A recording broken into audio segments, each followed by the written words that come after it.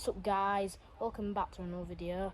Today's video I'm going to begin with a tour of my garden and how everything's going. Right guys, so we'll start off over here where I've got a strawberry cupid, if you can see that, and I've also got a strawberry Santa.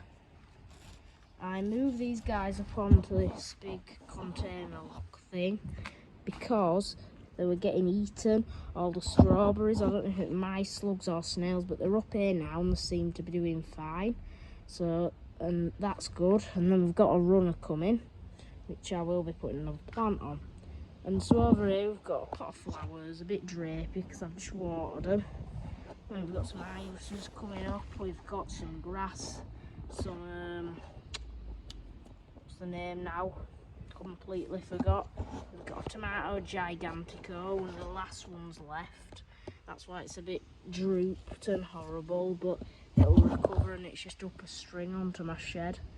Just up a string. And then in here I've got this over to protect this young courgette seedling right there, which I've just potted on today.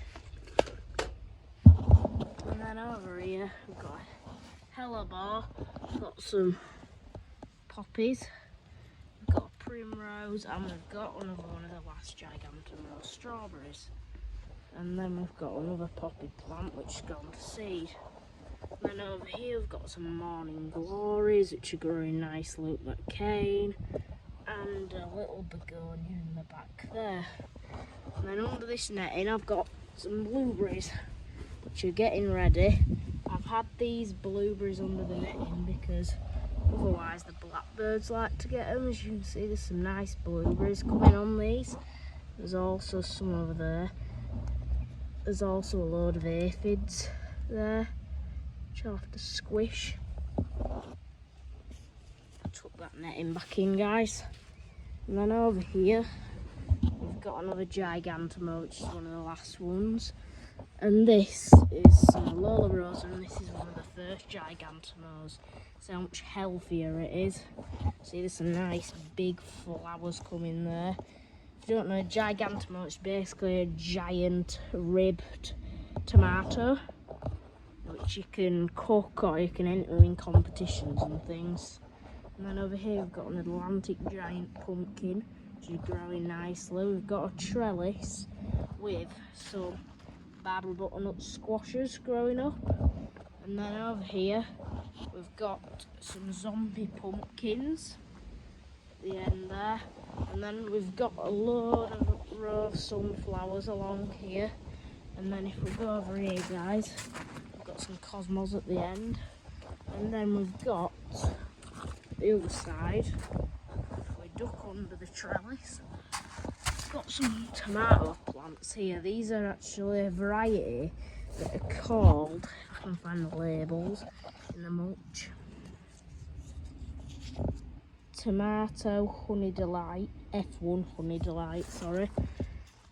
So that's the variety of tomato these are. So you can see there's some tomatoes coming there, and these are actually yellow tomatoes. So that, I don't know how they'll taste. They might taste a bit funny, but I'm going to try them for the first time. And then we've also just got a few corn plants behind these cosmos. And as we enter the greenhouse, we've got some chili peppers, which are starting to bud off and get some flowers on. Starting to bud off into sections, and we've got some flowers there. And same with them chili peppers. And then over here we've got some miniature cucumbers which are growing up this string and onto here, same with this one. And you can see they're actually starting to get some flowers on them to produce some cucumbers. We've got a little courgette plant there which will be planted out soon, some lettuces, and then over here we've got some more lettuces, but we've got some watermelon plants. And unlike all the other squash family, they've actually got like sort of forked leaves, and this variety is called Watermelon F1 Little Darling, and they're supposed to be quite a little melon. I'm just growing these in my greenhouse. So I can't grow that bigger melons in my greenhouse, obviously, because they take up a lot of room. And then if we go over here, these are a yellow type of raspberry, which come in. And over here we've got my red raspberry bush, which I have harvested some off. And you can see there's plenty more coming there.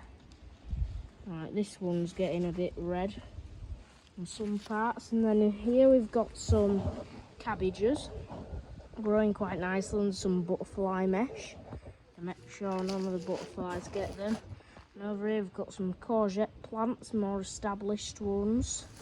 And if we go back under my trellis, we've got some fuchsias on the edge of it. We've got the odd carrot seedlings coming up. We've got some spring onions. And then we've got some rhubarb over there. And then this is just basically a wild bed. And then over here we've got some more rhubarb plants which are grown from seed. A pear tree, look. Quite a young pear, it's not too big. And then we've got my plum, which is a lot bigger, grows at more of a rapid rate. And then we've got my wildflower patch over here, so we've got some poppies, you've got, don't know what they are, but some sort of wildflower. And then we've got some foxglove.